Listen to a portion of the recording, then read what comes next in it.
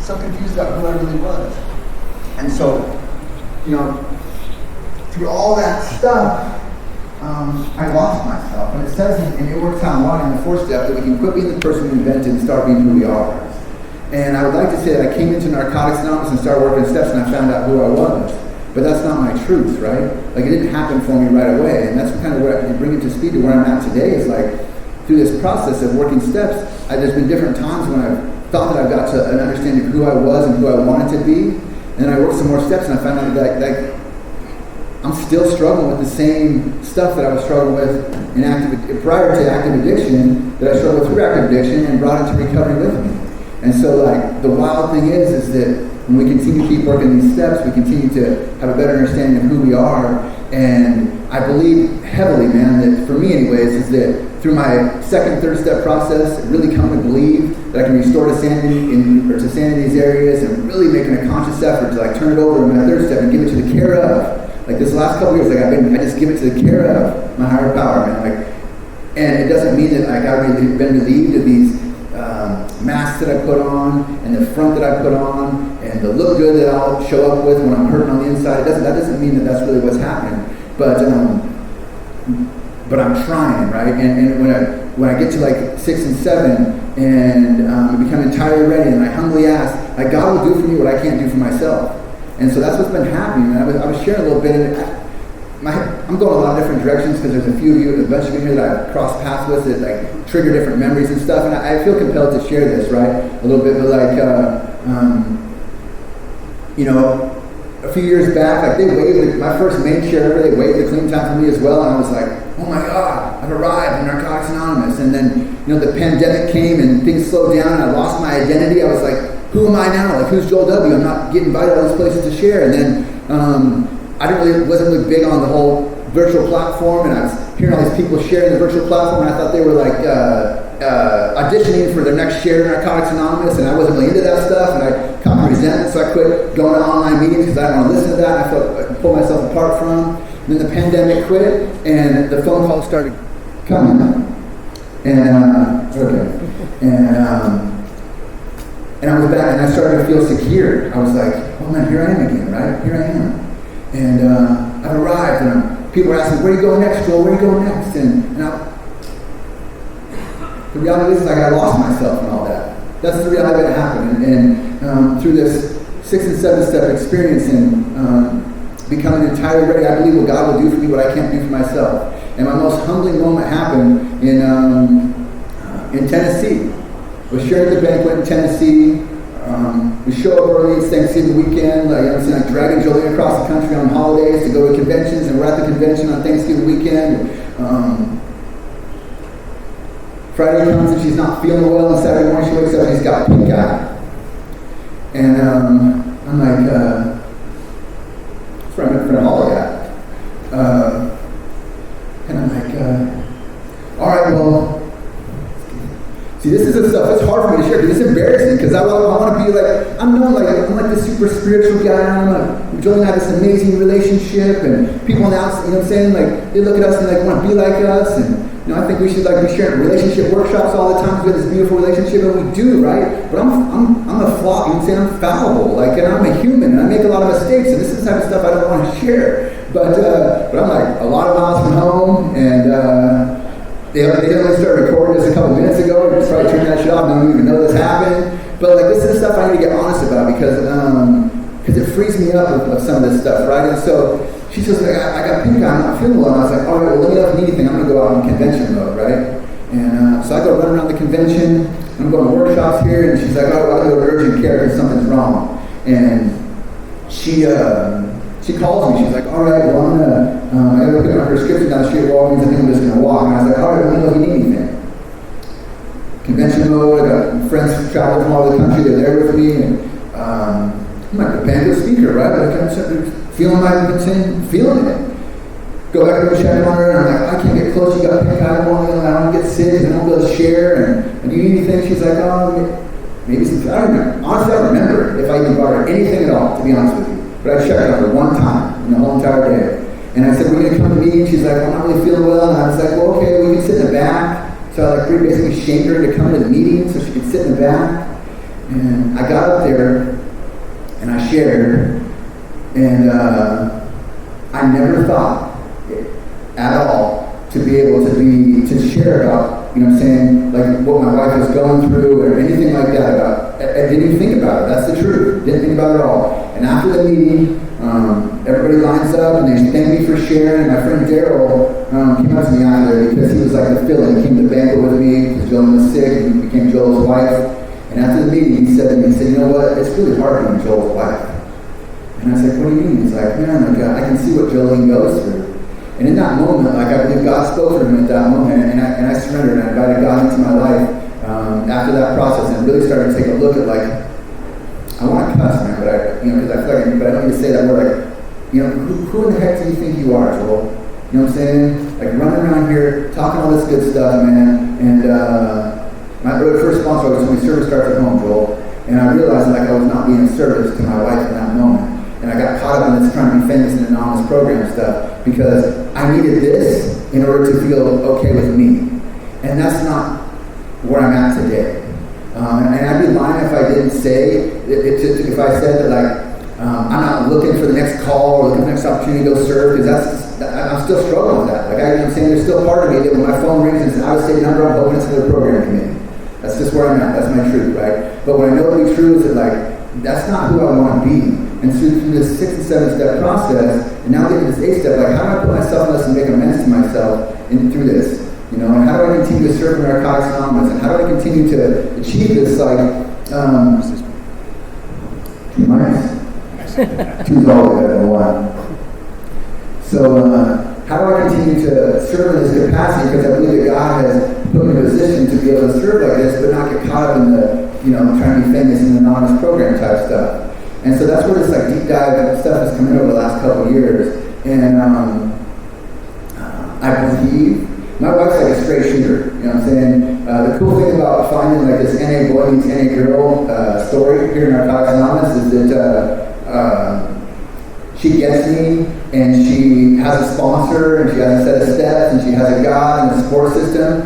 And when she talks to them and she shares with them what's going on in our relationship, she may get some information and come back and share with me, or maybe she just has on her heart to be honest with me about what's going on, and she's going to I believe that God has spoken to her on many occasions and put me in my place to take a look at things.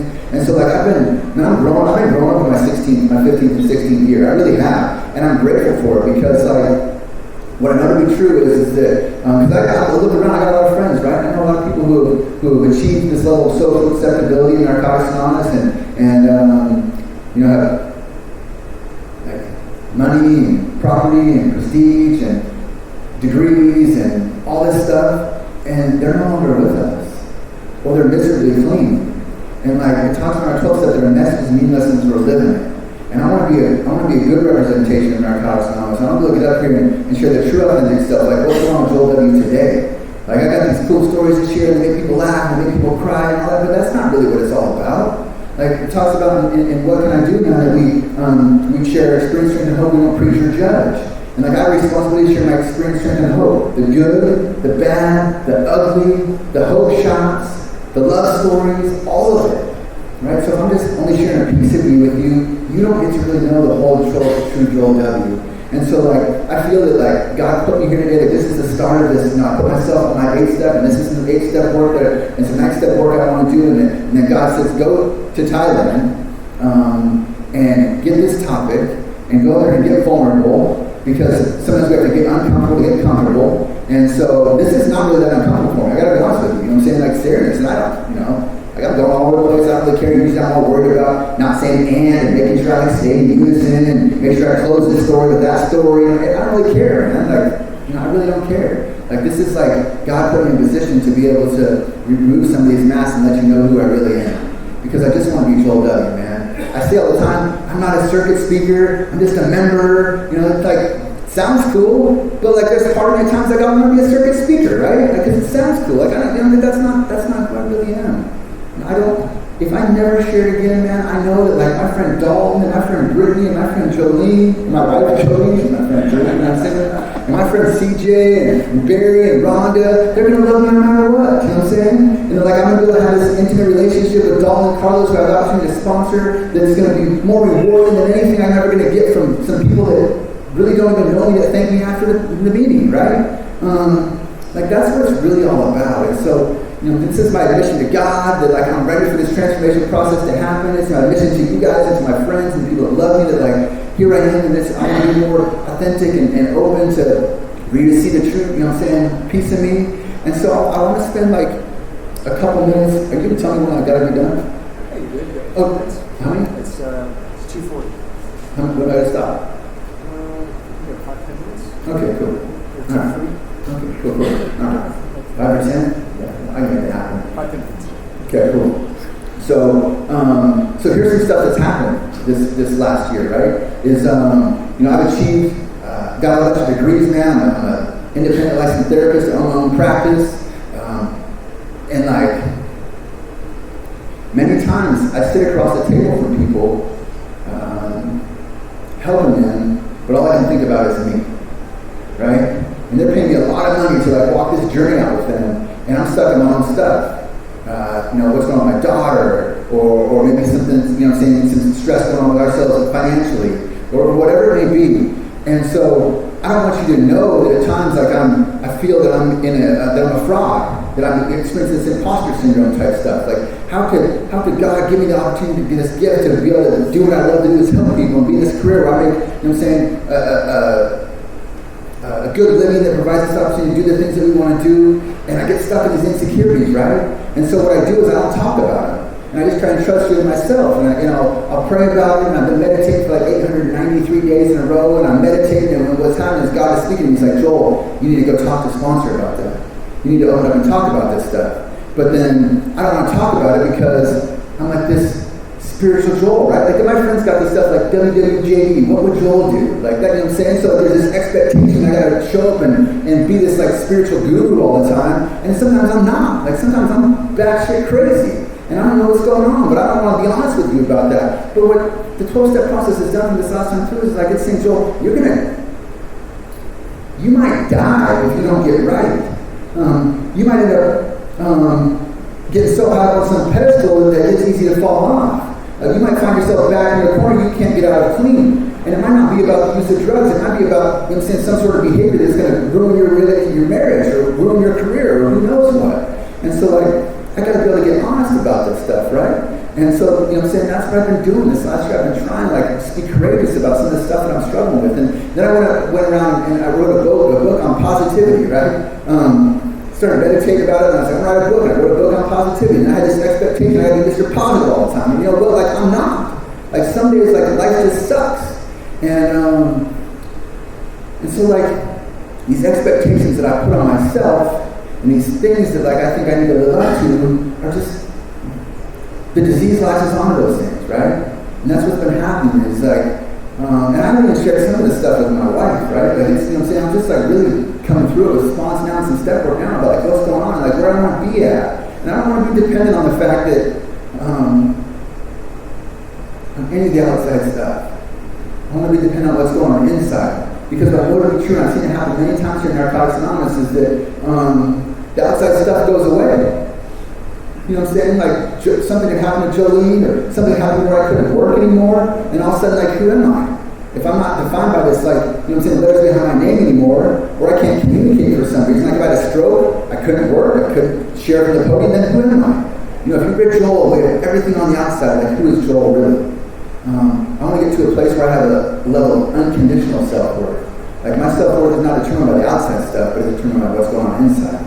And so this is this journey that I'm on right now, trying to get to this place where I don't need any of the outside stuff. And here in Narcotics Anonymous, I have the 12 steps, my sponsor and all of you to get to that place. And see, I don't want to wear a mask anymore. I want to wake up in the morning and really believe what I say all the time. Is that I'm grateful to be able to wake up in the morning and feel good about who I really am. And that happens a lot of days, but many days I'm living in contradiction around that. Because I'm saying that, but I'm not really feeling that. Because I'm still doing things inside of Narcotics Anonymous hide behind masks that I don't really need to hide behind anymore. Because you guys love me. Like, I started to realize, like, I'm going to get done here, and you guys are like, Joel, thank you so much for being honest, and you're going to say that to me, you're going to like, appreciate it, there's like this me too, and you're going to mean that, right? You're going to mean that. And like, when I'm sharing authentically, and you say it to me, I believe it. When I'm not being authentic, when I'm holding back pieces of myself, I doubt it. And so I don't want to doubt anymore, like who I'm showing up and being. I just really want to be like the soft, cuddly cat that I am. I want to be able to be honest about what's going on in my life, and I don't want to be dependent on the mask anymore. And I think that like what I see happening, because we're, this is the beginning of our trip, and we've got a lot of like spiritual opportunities over the next 15, 16 days with two of my most favorite people in the world. And we like to, have these gut level, honest conversations. And I think I opened the door right now and invited God in for us to be able to manifest a better understanding of who I am through the spiritual journey we're on, and conversations with them. And I always pray about, I want to pray for the willingness to get naked from the podium, but keep my clothes on. And this is the most naked I've really ever gotten, to be completely honest with you. Sometimes, in a meeting, I'll get a little bit honest, but like I've been transparent about some stuff that's really been, ailing me for a while now. And keeps from my areas, like I gotta go back and I gotta live this stuff out, like we got 4 or 5 people that are from, from where I'm from, so I gotta go back and I gotta be honest. And I don't want to share like Shakespeare, man. I want to share like Joel, and I want to share like I want to allow God to understand to speak through me, and if I need to be vulnerable, I need to be vulnerable and share it.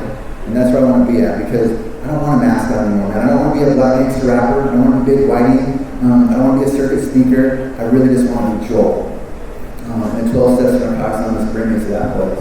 And if by chance someone gets a hold of this half a workshop here, and then it goes viral, and they're like, we're never asking Andy to share again, then I guess that's what God has for me, right? Because I don't want to be the person who's asked to share hiding behind some mask. I want to be the person who's asked to share because that's what God wants for me. And I believe that like God's plan is so much bigger than mine. And I know that like I'm on this healing journey through 12 Steps to Narcotics Anonymous. And I know that some of the things that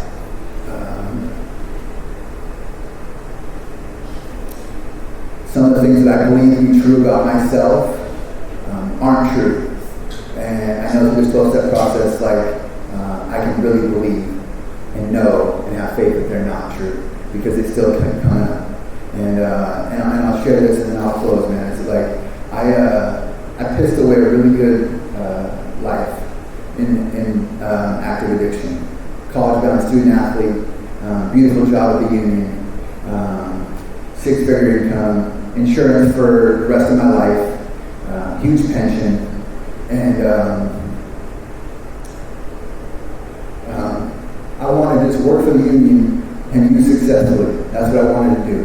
And a few weeks ago, we went back and I took the lead and I threw a 75-year birthday party for my dad and his twin brother. My dad's got a lot of health stuff going, he's caught disease, and my Uncle Larry just had a stroke last year. I don't know if they'll, either of them will be around for a whole lot longer. But I went back clean, with 16 years clean, facilitated this birthday party for my family, and the family like gave up on me.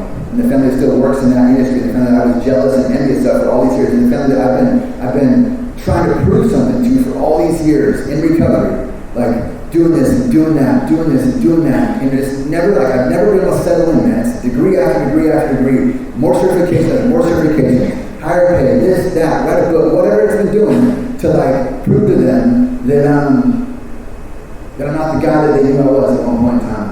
And I went back last weekend, and I believe through this 12-step, or 2 weekends ago, through this 12-step process, I took the lead on that party. I stood with my dad's birthday party, got on a chair because they didn't have a podium for me, and I got up there and shared this beautiful message about how much I appreciated them and how much it was beautiful to see all these people that were there. And in that moment, like I didn't feel like they were judging me anymore. And I didn't feel like I needed to do anything else to try and prove to them that I was anybody other than I was right here and right now. And I shared it with you because it gave me hope that like I don't have to continue to chase the person I thought I was supposed to be anymore, man. I just got to put myself in a position to be who God wants me to be.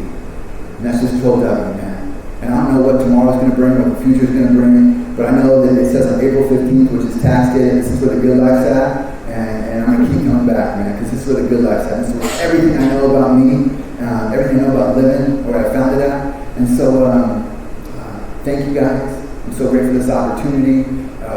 Hopefully later on I'm like, oh my God, that was, you know what I'm saying, the most horrific thing ever. But I believe I carried a message, not the mess. And I feel good about, you know what I'm saying, what God put on my heart to share today. Thank you guys. I'm looking for some hugs later today. I'm looking to connect. If you're new, welcome to Narcotics Anonymous. Please just keep coming.